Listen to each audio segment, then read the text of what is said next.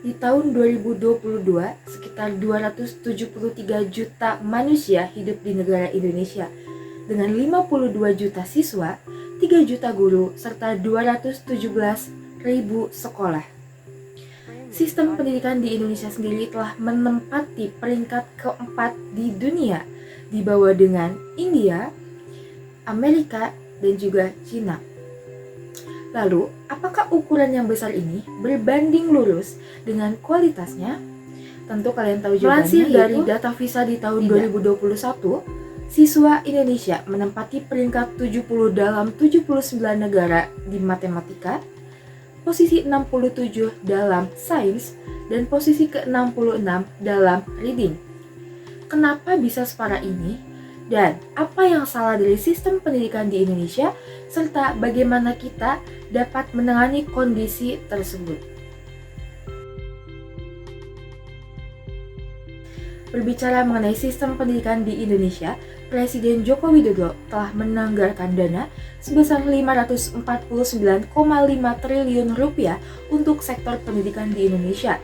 Namun faktanya, kontribusi sistem pendidikan di Indonesia terhadap GDP kita itu rendah di angka 3,8%, masih jauh di bawah rata-rata negara Asia Pasifik yang berada di angka 4,6%.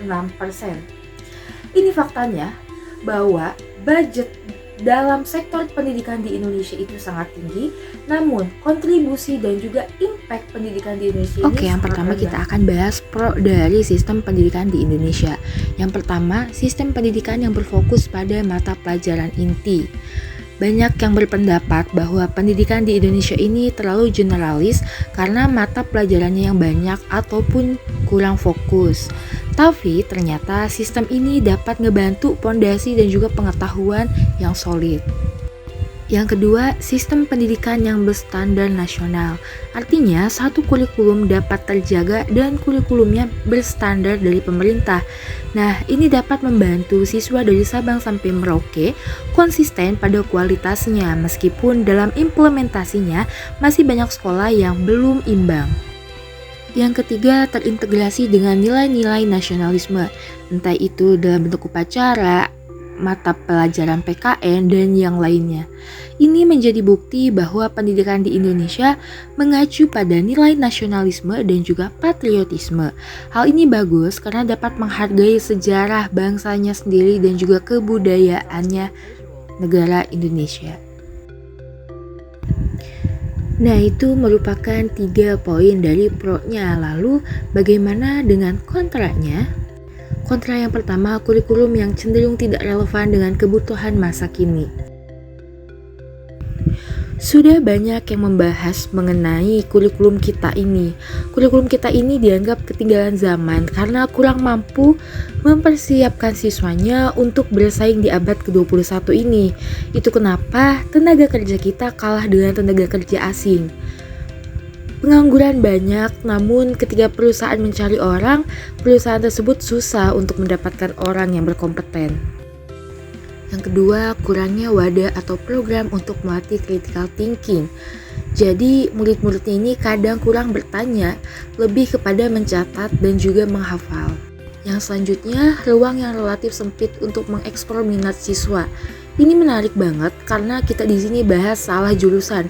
Bahkan ada statistik yang menyebutkan 90% orang Indonesia salah jurusan.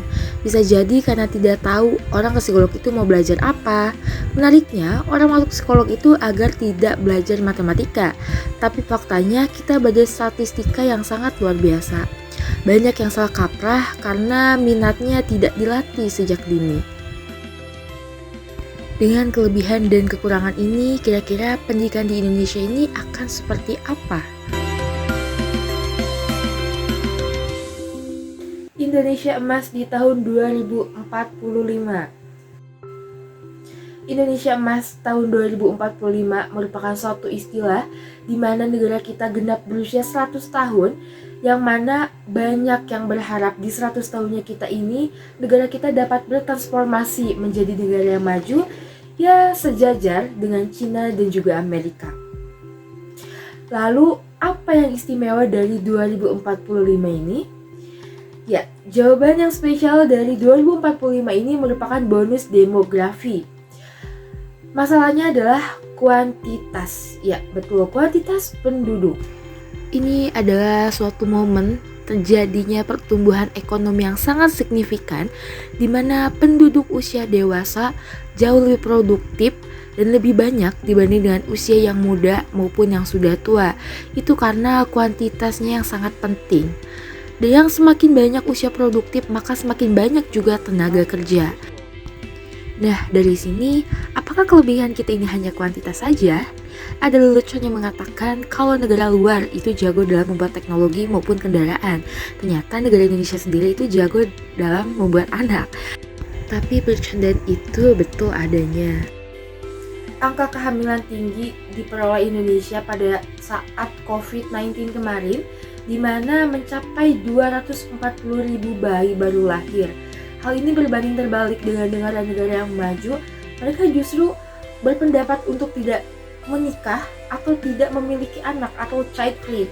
Salah satu contohnya negara Jepang yang nanti mereka akan kehilangan 16% dari penduduknya. Ini di kisaran tahun 2020 hingga tahun 2050. Lalu bagaimana cara Indonesia untuk menghadapi bonus demografi ini? Tentunya salah satunya dengan cara mengikuti kebijakan pemerintah yang selaras dan struktur, dan tentunya melalui pendidikan. Pertanyaannya, apakah pendidikan di Indonesia siap menyambut bonus demografi? Jawabannya adalah belum. Saat ini kita masih harus menguatkan partisipasi penduduk Indonesia untuk pendidikan di Indonesia. Dari data yang ada, sebanyak 95% masyarakat Indonesia lulus sekolah dasar dan 5%-nya tidak lulus. Sebanyak 75% sudah lulus sekolah menengah, baik itu SMP maupun SMA. Dari sini sebenarnya kita tahu bahwa faktor terbesar dari kualitas sumber daya manusia dari suatu negara adalah yang sudah S1 ataupun yang sudah pernah berkuliah. Walaupun kuliah bukan salah satu tolak ukur untuk mencapai suatu kesuksesan, tapi di kondisi seperti ini banyak profesi yang mengharuskan kita untuk berkuliah. Adapun harapan dan juga ekspektasi pendidikan Indonesia di tahun 2023, yang pertama meningkatkan APBN untuk pendidikan. Salah satu caranya adalah dengan mengurangi korupsi. Mungkin sudah besar, namun penyelesaiannya tidak sebesar itu. Yang kedua, adanya tingkatkan anggaran untuk guru. Tidak hanya 1-2 kali melakukan training, tapi seperti yang kita ketahui saat ini untuk menjadi guru sangat ketat, dibutuhkan pelatihan yang intensif. Oleh karena itu, diperlukan juga anggaran yang cukup besar. Yang ketiga, meningkatkan kualitas model pembelajaran, di mana banyak pengamat pendidikan di Indonesia yang menyebutkan bahwa pendidikan di Indonesia telah ganti-ganti kurikulum, namun belum adanya hasil yang signifikan.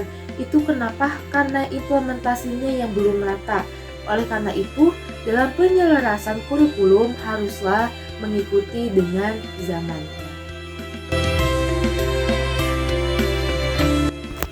Yang terakhir, pastinya selalu mengharapkan yang terbaik untuk pendidikan Indonesia agar terus maju, dan juga bagi kalian semua teruslah berjuang untuk selalu meningkatkan kualitas diri dan juga pendidikan terus agar tetap semangat dalam menjalani karir pendidikan di Indonesia.